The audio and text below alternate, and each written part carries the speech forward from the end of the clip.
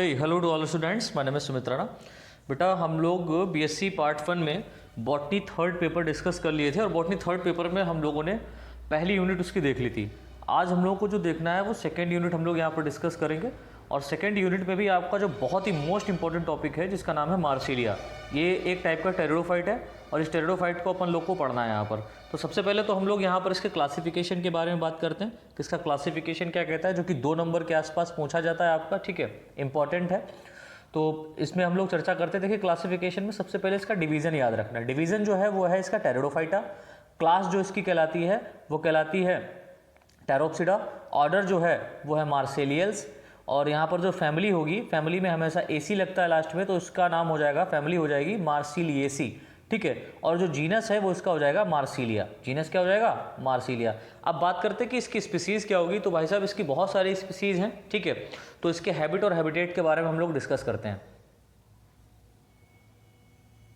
अब देखिए इसके हैबिटेट यानी कि कहाँ रहता है और इसका क्या वास स्थान है, उसके बारे में हम लोग देख लेते हैं। देखिए यह एक एक्वाटिक एम्फीबियन फर्न होता है जो कि पूरे विश्व में इसकी 53 स्पीसीज, कितनी? 53 स्पीसीज पाई जाती है। यानी पूरे वर्ल्ड में इसकी कितनी स्पीसीज पाई जा रही हैं? 53 स्पीसीज, ठीक है। इंडिया में इनकी 9 स्पीसीज पाई जाती हैं, जिनमें से अत्यधिक रूप से मार्सिलिया माइन्यूटा एंड मार्सिलिया कॉर्डिफोलिया आदि स्पीसीज पाई जाती हैं। मार्सिलिया माइन्यूटा एंड मार्सिलिया कॉर्डिफोलिया आदि स्पीसीज पाई जाती हैं। अब देखिए इसके एक्सटर्नल मॉर्फोलॉजी की बात करते हैं तो इसका एक्सटर्नल मॉर्फोलॉजी हम लोग देख लेते हैं, यानी बाहर रूप से ये कैसे दिखाई देता है उसके बारे में थोड़ा सा यहाँ पर लिख लेते हैं। देखिए मार्सिलिया में अदर टेरिडोफाइट के सिमिलर स्पोरोफाइट प्लांट बॉडी होती है। स्पोरोफाइट कहने का मतलब होता है two n diploid plant body होती है, जिसका स्टेम वाटर की सरफेस के नीचे पाया जाता है। दैट मीन्स ये एक एक्वाटिक, हम कह सकते हैं, it is also called as aquatic pteridophyte. ये एक एक्वाटिक टेरिडोफाइट होता है, ठीक है। तो कहाँ स्टेम जो है वो वाटर की सरफेस के नीचे पाया जाता है, जिसे राइजोम कहते हैं। इसके स्टेम को हम लोग क्या नाम दिए हैं? राइजोम नाम दिए हैं, जिसे राइजोम कहते हैं, जो कि अनब्रांच्ड तथा नोड व इंटरनोड में डिवाइड रहता है। यानी कि कैसा होगा? अनब्रांच होगा, नोड और इंटरनोड में क्या रहता है? डिवाइड रहता है। इसमें नोड पार्ट से नीचे की ओर, यानी कि इसका जो नोड पार्ट है उसमें नीचे की ओर एडवेंटिशियस रूट, बहुत इंपॉर्टेंट है। एडवेंटिशियस रूट अपस्थानिक जड़ें, जिनका कोई स्थान नहीं होता, और कहाँ से डेवलप होंगी? ये नोड पार्ट से ही डेवलप होती हैं, एडवेंटिशियस रूट, तथा अपर सरफेस पर लीफ डेवलप होती है। यानी कि लोअर सरफेस की अगर हम लोग इसकी बात करें, वाटर के अंदर की अगर हम लोग बात करें, तो वहाँ पर एडवेंटिशियस रूट डेवलप होगा, कहाँ पर? इनके नोड पर। और जो अपर सरफेस है वहाँ पर क्या होता है? लीफ डेवलप होती है, ठीक है। चलिए आगे है। मार्सिलिया में कंपोजिट लीफ पाई जाती है, जिसमें एक लॉन्ग पेटियोल अरेंज रहता है, जिसके एंटीरियर एंड पर लीफ फ्लेट्स अरेंज रहती हैं, जिसकी नंबरिंग 4 होती है। यानी कि इसमें जो आपकी पाई जाएंगी क्या? लीफ फ्लेट्स कितनी होंगी? 4 होंगी स्पेशली, ठीक है।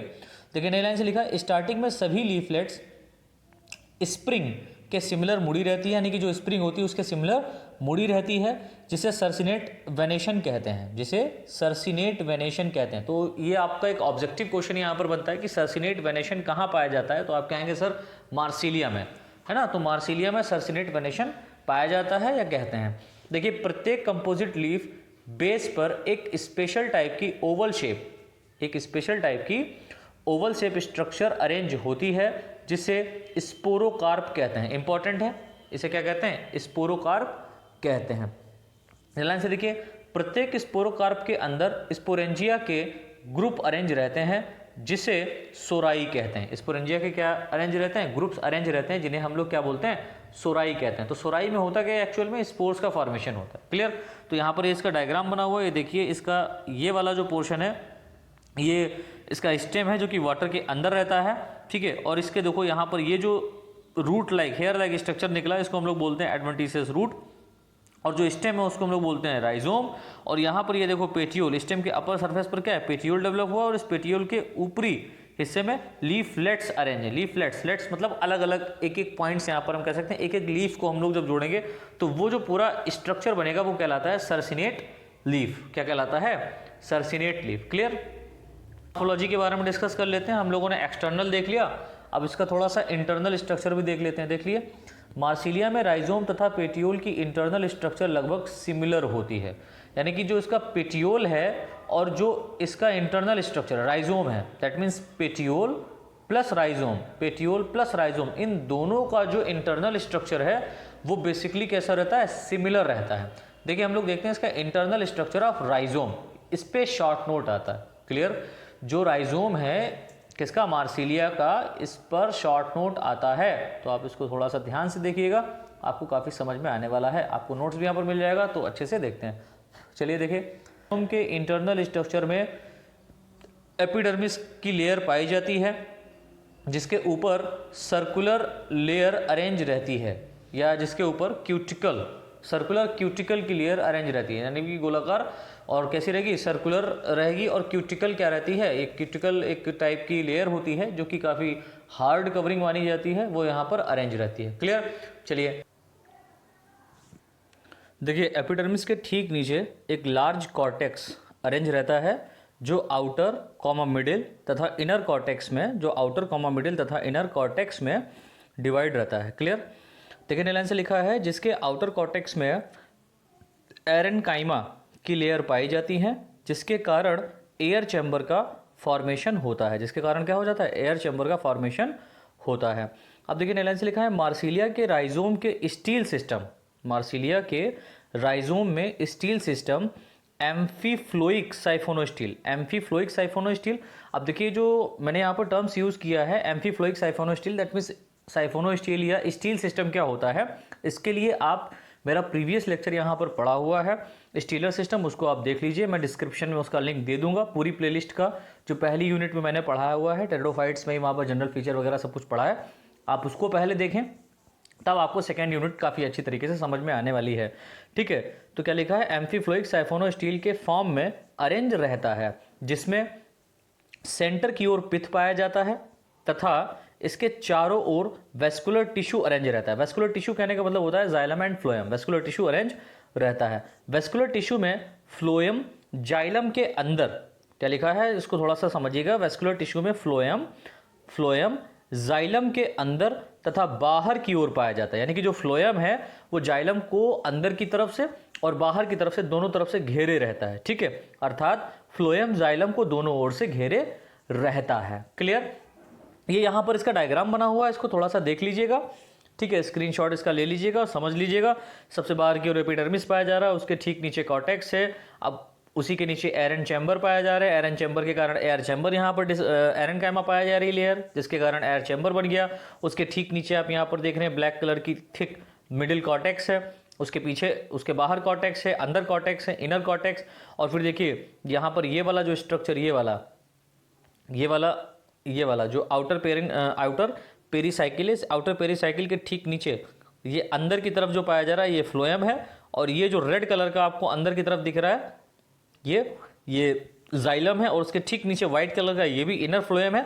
तो जो रेड कलर का सर्कुलर मैंने यहाँ पर जो बना के रखा है ये जाइलम है एक्चुअल में, और जाइलम को बाहर से आउटर फ्लोएम ने और अंदर से इनर फ्लोएम ने घेर के रखा है, और उसके ठीक अंदर क्या है, पिथ पाया जा रहा है, ये ब्लैक कलर का स्ट्रक्चर। ठीक है ना, तो इस तरीके से ये हमारा इसका इंटरनल स्ट्रक्चर हो गया किसका, राइजोम का।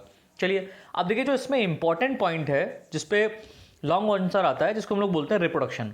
तो मार्सिलिया के जनन के बारे में या रिप्रोडक्टिव सिस्टम के बारे में या रिप्रोडक्शन के बारे में एक्सप्लेन कीजिए, इस तरीके से क्वेश्चन आता है, तो ये इंपॉर्टेंट आपका पॉइंट है। देखिए रिप्रोडक्शन, यहाँ पर लिखा है, मार्सिलिया का स्पोरोफाइट फेवरेबल कंडीशन में स्पोर्स की सहायता से रिप्रोडक्शन करता है। किसकी सहायता से करेगा, स्पोर्स की सहायता से रिप्रोडक्शन करता है। स्पेशली बहुत ही जितनी मोस्ट ऑफ स्पीसीज जो होती हैं उनके अंदर स्पोर्स के फॉर्मेशन द्वारा ही क्या होता है, रिप्रोडक्शन होता है।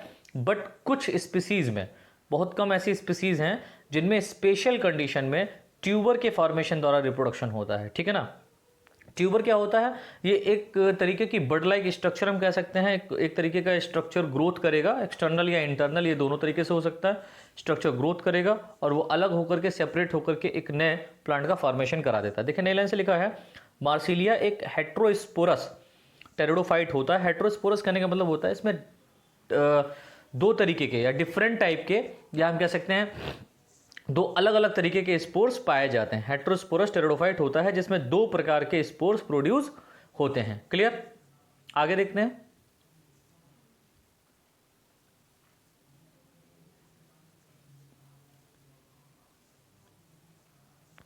जो माइक्रोस्पोर्स एंड मेगा स्पोर्स कहलाते हैं, यानी कि एक ऐसा टाइप का स्पोर होगा जो माइक्रो होगा, छोटा होगा, जैसे हम लोग मेल स्पोर्स भी कह सकते हैं, और दूसरा होगा मेगा स्पोर्स, जिसे हम लोग फीमेल स्पोर भी कह सकते हैं। क्लियर?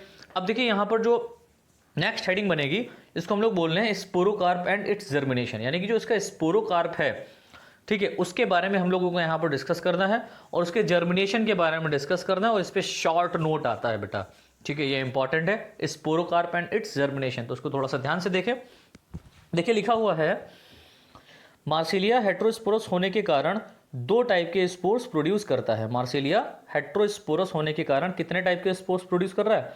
दो टाइप के स्पोर्स को प्रोड्यूस करता है, जिन्हें माइक्रोस्पोर तथा मेगा स्पोर कहते हैं। यह दोनों स्पोर्स डिफरेंट टाइप की स्पोरेंजिया में प्रोड्यूस होते हैं, जो कि यह स्पोरेंजिया स्पेशल स्ट्रक्चर के अंदर अरेंज रहता है, जिन्हें स्पोरोकार्प कहते हैं। जिन्हें क्या कहते हैं? स्पोरोकार्प कहते हैं। लाइन से देखिए, यहाँ पर लिखा है, मार्सिलिया में स्पोरोकार्प लीफ के पेटियोल के आधार पर या आधार के पास अरेंज रहता है, यानी कि जो लीफ होता है उसका जो पेटियोल होता है, और उस पेटियोल का जो बेस होता है वहां पर क्या होता है? स्थित होता है। क्लियर? ध्यान से देखिए, मार्सिलिया की डिफरेंट स्पीसीज में पेटियोल पर स्पोरोकार्प की संख्या तथा अरेंजमेंट डिफरेंट तरीके से होती है।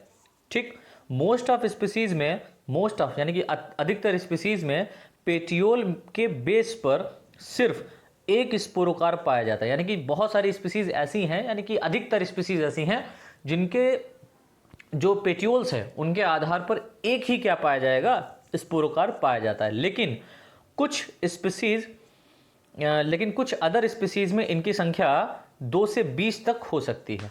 ठीक है ना, इनकी संख्या कितनी हो सकती है? 2 से 20 तक हो सकती है। देखिए नीलाइन से लिखा है, एक्सटर्नली प्रत्येक स्पोरोकार्प अंडाकार, दैट मीन्स ओवल शेप अथवा बीन शेप होता है, जो स्टार्टिंग में सॉफ्ट यानी शुरुआत में मुलायम व ग्रीन कलर का होता है, लेकिन बाद में, यानी कि जब ये वेल डेवलप हो जाएगा, लेकिन बाद में विकसित अवस्था में या वेल डेवलप कंडीशन में यह थिक व ब्राउन कलर की स्ट्रक्चर के रूप में स्थित रहता है या परिवर्तित हो जाता है।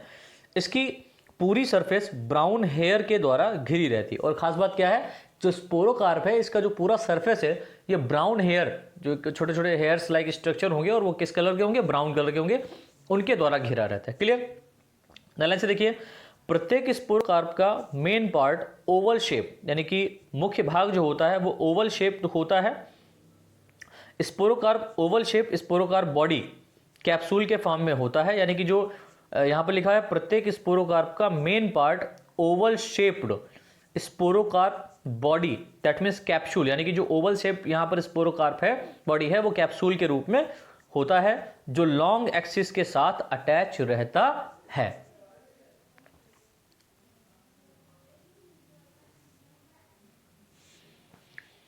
तो यहां पर देखिए जो इसका स्ट्रक्चर बना हुआ है स्पोरोकार्प का, ये स्पोरोकार्प का स्ट्रक्चर है जो कि पेटियोल के बेस पर पाया जाता है। ठीक है, और ये इसका स्ट्रक्चर आप देख लीजिए, इसका स्क्रीनशॉट ले लीजिए और बना लीजिए। अब देखिए इसके इंटरनल स्ट्रक्चर के बारे में पूछा जाता है, तो हम लोग यहाँ पर इसका इंटरनल स्ट्रक्चर देखते हैं। इंटरनल स्ट्रक्चर ऑफ स्पोरोकार्प, इस पे भी शॉर्ट नोट आता है। चलिए देखिए, मार्सिलिया के प्रत्येक स्पोरोकार्प के इंटरनल स्ट्रक्चर के फॉलोइंग पार्ट्स होते हैं। इंटरनल स्ट्रक्चर में फॉलोइंग पार्ट्स होते हैं, बहुत सारे भाग होते हैं। कौन कौन से होते हैं? नंबर 1 यहाँ पर जो है उसको हम लोग बोलते हैं स्पोरोकार्प वॉल, यानी कि प्रत्येक स्पोरोकार्प बाहर की ओर से एक भित्ति के द्वारा घिरा रहता है, जिसे हम लोग स्पोरोकार्प वॉल या भित्ति कहते हैं। देखिए प्रत्येक स्पोरोकार्प 2 या 3 लेयर थिक स्पोरोकार्प वॉल द्वारा कवर्ड रहता है, मोटी स्पोरोकार्प भित्ति द्वारा कवर्ड रहता है, जो इंटरनली हाइपोडर्मिस, जो अंदर की ओर हाइपोडर्मिस, एपिडर्मिस और पैरेन्काइमा रीजन में डिवाइड रहता है। ठीक है, जो अंदर की ओर से क्या होता है? हाइपोडर्मिस, एपिडर्मिस और पैरेन्काइमा, ये 3 लेयर हैं। जो 3 लेयर यहाँ पर 2 से 3 लेयर मोटी थिक स्पोरोकार्प वॉल पाई जा रही है, जिनको हम लोग स्पोरोकार्प वॉल कहते हैं। और ये स्पोरोकार्प वॉल कौन कौन सी है? हाइपोडर्मिस है, एपिडर्मिस है और पैरेन्काइमा रीजन है। ठीक है ना, डिवाइड रहती है। ध्यान से लिखा है स्पोरोकार्प वॉल की एपिडर्मिस यूनिलेयर्ड होती है, यानी कि जो एपिडर्मिस है वो यूनिलेयर्ड होती है, जिसकी सरफेस से मल्टी सेलुलर हेयर्स डेवलप होते हैं, यानी कि जो उसका सरफेस है उससे बहुत सारे मल्टी सेलुलर यानी कि बहुत बहुकोशिकीय हेयर लाइक स्ट्रक्चर डेवलप होते हैं। देखिए एपिडर्मिस की सरफेस पर एक थिक क्यूटिकल की लेयर स्थित रहती है या अरेंज रहती है, अरेंज रहती है। एपिडर्मिस के नीचे हाइपोडर्मिस अरेंज रहती है। एपिडर्मिस के नीचे क्या पाई जाती है? हाइपोडर्मिस अरेंज रहती है, जिसके नीचे पैरेन्काइमा रीजन पाया जाता है। पैरेन्काइमा रीजन पाया जाता है जिसकी थिकनेस स्पोरोकार्प के डिफरेंट पार्ट में डिफरेंट होती है, यानी कि जो उसकी थिकनेस है वो जो स्पोरोकार्प है, अब ये स्पोरोकार्प कैसा है और किन किन स्पीसीज में कैसा स्पोरोकार्प पाया जा रहा है उस लेवल पर देखा जाए तो ये काफ़ी थिक या स्मूथ हो सकती है। क्लियर?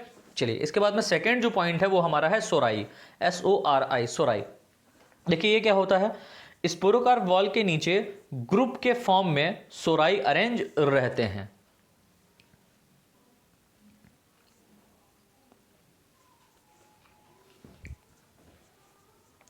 जो दो रोज में, दो रो मतलब दो पंक्तियों में अरेंज रहते हैं, जो 2 रोज में अरेंज रहते हैं, तथा 2 सोराई में स्पोरेंजिया के एक प्लासेंटा, 2 सोराई में स्पोरेंजिया एक प्लासेंटल डिस्क की सहायता से जुड़े रहते हैं, यानी कि जो स्पोरेंजिया है उनसे जो ये सोराई है वो किसके द्वारा जुड़ा रहेगा? Placental disc. प्लासेंटा कहने का मतलब होता है जहाँ पर अपरा, जिसको हम लोग हिंदी में कहते हैं, जिससे जो बेबी होता है, ह्यूमन बींग्स की बात करें या एनिमल्स की बात करें, इनमें जो प्लासेंटल लेयर होती है या जो प्लासेंटल ट्यूब होता है ये बेबी को मॉम से अटैच करके रखता है। तो डेफिनेटली यहाँ पर भी वही हम लोग देख रहे हैं, क्या देख रहे हैं कि यहाँ पर बेबी तो नहीं लेकिन स्पोर्स जो है वो अटैच रहते हैं, किससे? स्पोरेंजिया के द्वारा। ठीक है, अब देखिए नई लाइन से, प्रत्येक सोराई के चारों ओर बाई लेयर्ड वॉल अरेंज रहती है जिसे इंड्यूशियम कहते हैं। ये बहुत इंपॉर्टेंट है, इंड्यूशियम लेयर। तो प्रत्येक सोराई के चारों ओर बाई लेयर्ड, ये कैसी लेयर्ड होती है? बाई लेयर्ड होती है, 2 भित्ति वाली वॉल होती है जिसे इंड्यूशियम लेयर कहते हैं। ध्यान से देखिए, प्रत्येक स्पोरोकार्प में सोराई का नंबर तथा इनका अरेंजमेंट डिफरेंट स्पीसीज में डिफरेंट होता है, जिससे जैसे मार्सिलिया माइन्यूटा के एक स्पोरोकार्प में 11 से 12 सोराई होते हैं, मार्सिलिया क्वाड्रिफोलिया के एक स्पोरोकार्प में 20 सोराई अरेंज रहते हैं। इस तरीके से यहाँ पर आप देख सकते हैं कि डिफरेंट टाइप के यहाँ पर स्पोरोकार्प पाए जा रहे हैं। ध्यान से लिखा है, मार्सिलिया की स्पोरोकार्प की इंटरनल स्ट्रक्चर, मार्सिलिया की स्पोरोकार्प की इंटरनल स्ट्रक्चर की स्टडी डिफरेंट टाइप के सेक्शन, जैसे HLS, इसको हम लोग बोलते हैं horizontal longitudinal section, horizontal longitudinal section, और दूसरा है VLS कहने का मतलब है वेंट्रल लॉन्गिट्यूडनल सेक्शन, और VTS इसको हम लोग बोलते हैं वेंट्रल ट्रांसवर्स सेक्शन किया जाता है। अब मैं आपको अगर बाईफेस पढ़ा रहा होता तो थोड़ा सा आपको समझा सकता था कि HLS, VLS और VTS क्या होता है। अभी आप यहाँ पर HLS और VLS और VTS, that means horizontal longitudinal section, ventral longitudinal section और वेंट्रल ट्रांसवर्स सेक्शन को सिर्फ थ्योरेटिकल फॉर्म में समझना पड़ेगा। प्रैक्टिकली फॉर्म में मैं आपको डेफिनेटली अगर लाइव दे रहा होता तो समझा सकता था, अभी आप सिर्फ इसी तरीके से समझे। अब देखिए इसका जो HLS है वो इंपॉर्टेंट है, इसको हम लोग बोलते हैं क्या? हॉरिजॉन्टल लॉन्गिट्यूडनल सेक्शन, यानी कि स्पोरोकार्प्स को जब हम लोग हॉरिजॉन्टली इसको कट करेंगे तो देखिए कैसा सेक्शन दिखाई देगा और ये किस तरीके से होगा। तो ये आता है भाई साहब, इसीलिए मैं यहाँ पर माथापच्ची कर रहा हूँ, तो इसको थोड़ा सा अच्छे से देखिए इस प्रकार के सेक्शन के स्पोरोकार्प को इसके एक्सिस से काटा जाता है, जिसमें सोराई की 2 लेयर देखी जा सकती हैं, जिसमें सोराई की 2 लेयर देखी जा सकती हैं। क्लियर? स्पोरोकार्प वॉल के एंटीरियर व पोस्टीरियर एंड पर जिलेटिनस रिंग अरेंज रहती है। स्पोरोकार्प के अंदर वाले पार्ट में सोराई 2 भित्ति या 2 पंक्तियों में स्थित रहते हैं। प्रत्येक सोरस में एक टर्मिनल मेगा स्पोरेंजिया तथा लेटरल साइड पर माइक्रोस्पोरेंजिया प्लासेंटा के द्वारा अटैच रहते हैं। जब इसका HLS सेक्शन काटा जाता है तो कुछ इस तरीके की कंडीशन वहां पर दिखाई देती है। अब सेकेंड हम लोग देखते हैं इसका VTS, वेंट्रल ट्रांसवर्स सेक्शन। देखिए स्पोरोकार्प का इस प्रकार का सेक्शन इसके मुख्य भाग से होकर कट किया जाता है, यानी कि जो उसका मेन पार्ट होता है, मेन एक्सिस होता है, वहाँ से कट किया जाता है, जिसमें एक्सिस नहीं होता है। ठीक है, इसका एक्सिस नहीं होगा, बल्कि अलग से ही काटा जाएगा, वेंट्रली काटा जाएगा, साइड से नहीं होता है। स्पोरोकार्प के एंटीरियर एंड की ओर जिलेटिनस रिंग स्पष्ट रूप से नहीं दिखती। वीटीएस में स्पोरोकार्प के सोराई केवल एक भित्ति में या एक पंक्ति में दिखाई देते हैं तथा इस सेक्शन में केवल माइक्रोस्पोरेंजिया तथा मेगास्पोरेंजिया की रो को स्पष्ट रूप से देखी जा सकती है। यानी कि यहाँ पर माइक्रोस्पोरेंजिया और मेगास्पोरेंजिया की जो रो है, यानी कि जो पंक्ति है, वो इजीली तरीके से देखी जा सकती है। बाकी यहाँ पर अगर आप स्पोरोकार्प के सोराई की बात करें तो सिर्फ एक लेयर आपको दिखाई देगी, 2 लेयर नहीं दिखाई देती हैं। किसमें? वीटीएस में। फिर है वीएलएस, वेंट्रल लॉन्गिट्यूडनल सेक्शन। अब देखिए इसमें क्या है, ये कहता है स्पोरोकार्प के इस प्रकार के सेक्शन में स्पोरोकार्प बॉडी एंड स्टॉक बोथ, यानी कि जो स्टॉक है इसका जो बेस है वो दोनों भाग से कट किया जाता है। ठीक है, कट किया जा सकता है तथा दोनों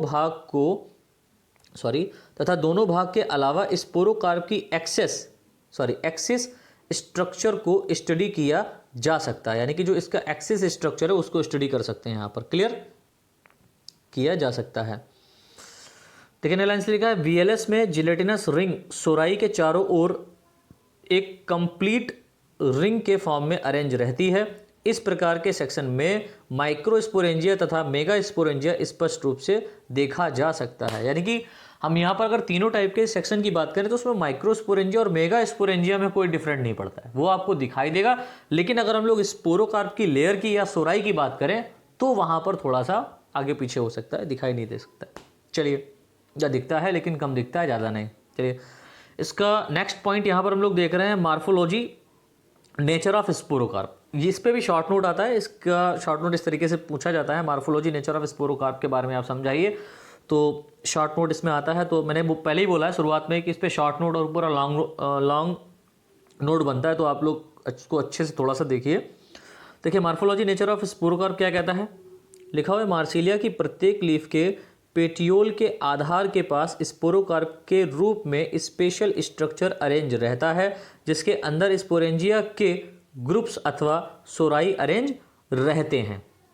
मार्सिलिया के स्पोरोकार्प का ओरिजिन व नेचर के संबंध में, ओरिजिन यानी कि इसका विकास और इसकी प्रकृति कैसी है, इसके संबंध में बहुत सारे साइंटिस्टों द्वारा डिफरेंट स्टेटमेंट दिए गए हैं। स्क्रीनशॉट ले लीजिए इसका। जिन्होंने बताया कि अधिकांश सेगमेंट के अकॉर्डिंग मार्सिलिया का स्पोरोकार्प एक डिफरेंशिएट लीफ और डिफरेंशिएट पेटियोल हो सकता है। यानी कि ये कुछ परिवर्तित है ना, कुछ परिवर्तन हुआ है इसमें, उसी से डिफरेंशिएशन हुआ है, डिफरेंशिएशन से ही लीफ और पेटियोल बन गया है। कुछ साइंटिस्ट के अकॉर्डिंग स्पोरोकार्प लीफ अथवा पेटियोल के डिफरेंशिएशन या डिफरेंट स्ट्रक्चर में होते हैं। ठीक है, मार्सिलिया के स्पोरोकार्प के मार्फोलॉजिकल नेचर के संबंध में निम्नलिखित स्टेटमेंट दिए गए हैं। बहुत सारे स्टेटमेंट यहाँ पर दिए गए हैं। तो पहला यहाँ पर जो स्टेटमेंट दिया गया है वो है लेमिनार हाइपोथेसिस। अब ये लेमिनार हाइपोथेसिस क्या होता है इसके बारे में हम लोग देख लेते हैं। देखिए यहाँ पर लिखा है मार्सिलिया का स्पोरोकार्प स्पेशल टाइप की लीफ का फर्टाइल भाग होता है। कंबल एंड स्मिथ, ये 2 साइंटिस्ट हैं, कंबल और स्मिथ आदि साइंटिस्ट के स्टेटमेंट के अकॉर्डिंग मार्सिलिया का स्पोरोकार्प एक कंपाउंड लीफ का मॉडिफिकेशन होता है, जिसमें कंपाउंड की लीफलेट्स आपस में अटैच्ड स्पोरोकार्प प्रोड्यूस करती हैं। यानी कि एक अटैच स्पोरोकार्प क्या करेंगी, प्रोड्यूस करती हैं। इन साइंटिस्ट द्वारा स्पोरोकार्प की इंटरनल स्ट्रक्चर में लीफलेट्स की इंटरनल स्ट्रक्चर के सिमिलर पाया जाता है। यानी कि इनके आधार पर यह बताया गया कि जो स्पोरोकार्प की इंटरनल स्ट्रक्चर है वो लीफलेट की इंटरनल स्ट्रक्चर के सिमिलर होता है। ठीक है, अतः लेमिनार हाइपोथेसिस के अकॉर्डिंग यह प्रूव किया गया है कि मार्सिलिया का स्पोरोकार्प मॉडिफाइड लीफलेट होता है। यानी कि जो स्पोरोकार्प है वो लीफलेट्स के ही द्वारा क्या हुआ है, मॉडिफाइड हुआ है। लेकिन कुछ लोगों ने हाइपोथेसिस अलग अलग दिया। कुछ लोगों ने हाइपोथेसिस दिया पेटियोलर हाइपोथेसिस। पेटियोलर का मतलब पेटियोल के द्वारा जो है ना स्पोरोकार्प का फॉर्मेशन हुआ है, ठीक है। तो जिसको हम लोगों ने कह दिया पेटियोलर हाइपोथेसिस। अगर लीफलेट्स के द्वारा हुआ तो लैमिनार हाइपोथेसिस। तो इसको आप याद कर सकते हैं इजीली। अब देखिए पेटियोलर हाइपोथेसिस क्या कहता है, ये कह रहा है मार्सिलिया के स्पोरोकार्प के मार्फोलॉजिकल नेचर के संबंध में प्रेजेंट पेटियोल हाइपोथेसिस जॉनसन ने 1898 में दिया था। क्लियर।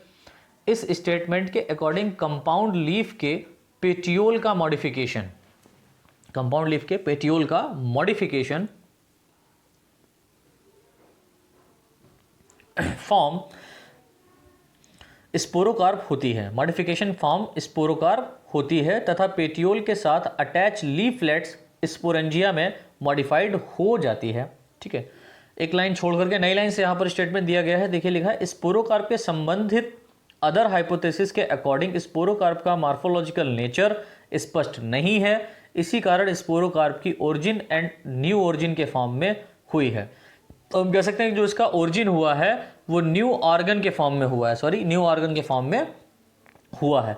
लेकिन मैक्सिमम साइंटिस्ट मार्सिलिया के स्पोरोकार्प को कंप्लीट कंपाउंड लीफलेट अथवा इसके लीफलेट्स का मॉडिफाइड मानते हैं। यानी बहुत सारे साइंटिस्ट ऐसे हैं जो लीफलेट्स के द्वारा इसका मॉडिफिकेशन हुआ है वो मानते हैं। ठीक है, चलिए यहां पर हम लोग देखते हैं गैमेटोफिटिक जर्मिनेशन या जनरेशन, गैमेटोफिटिक जनरेशन।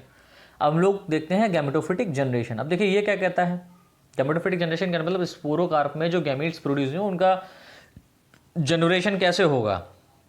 देखिए मार्सिलिया एक हेट्रोस्पोरस टेरिडोफाइट होने के कारण दो टाइप के स्पोर्स प्रोड्यूस करता है जो माइक्रोस्पोर्स व मेगा स्पोर्स के फॉर्म में डेवलप होते हैं। दोनों टाइप के स्पोरेंजिया स्पोरोकार्प के अंदर अरेंज रहते हैं।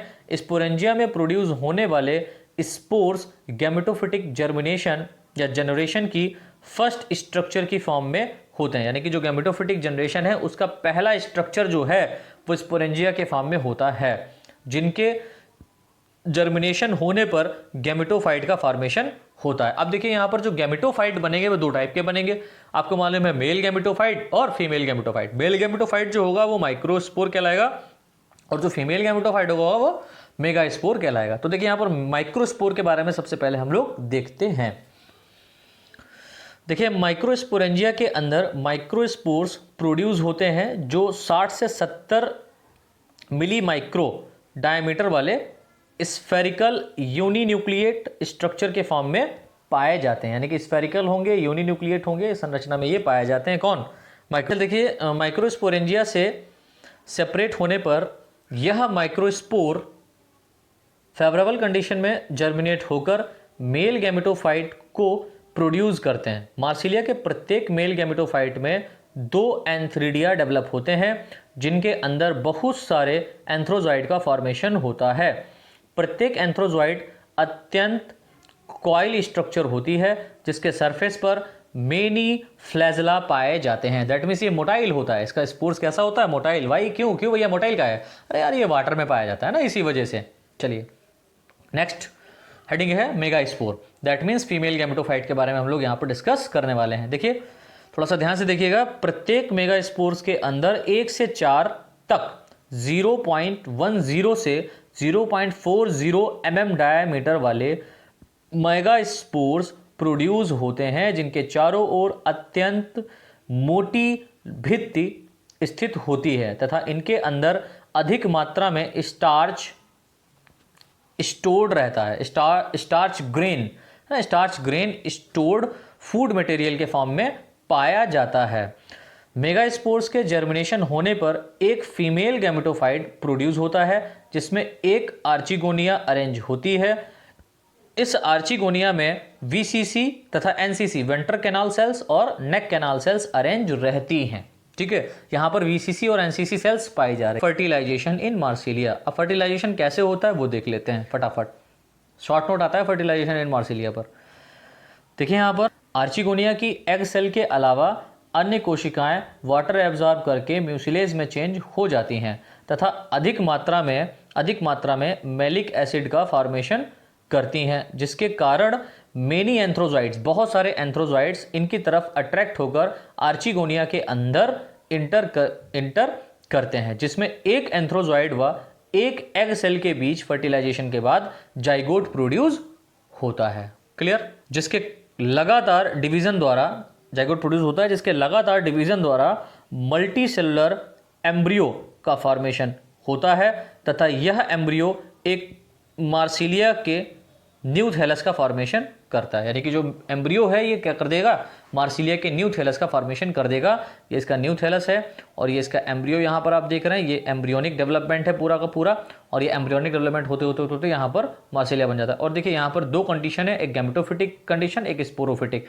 स्पोरोफिटिक कंडीशन वो कंडीशन होती है जहाँ पर बॉडी डिप्लॉयड हो, और गैमेटोफिटिक कंडीशन वो कंडीशन होती है जहां पर बॉडी हैप्लॉयड हो। दैट मीन्स यहां पर फर्टिलाइजेशन फेज होगा और यहां पर डेवलपमेंट फेज होगा, यहां पर डेवलपमेंट और यहां पर फर्टिलाइजेशन फेज होता है। इस तरीके से हमारा मार्सिलिया कंप्लीट हुआ।